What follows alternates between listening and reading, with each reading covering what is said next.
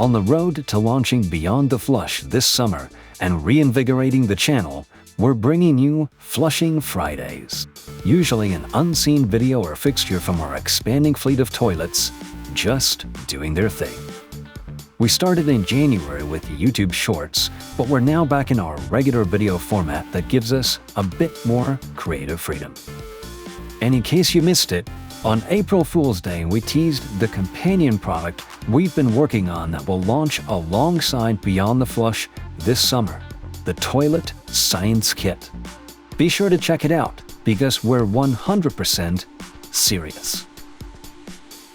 So today we're using footage originally shot for our 2022 update video featuring our restored, elongated American Standard Cadet with a hard-to-read date stamp that appears to have been made sometime in 1970.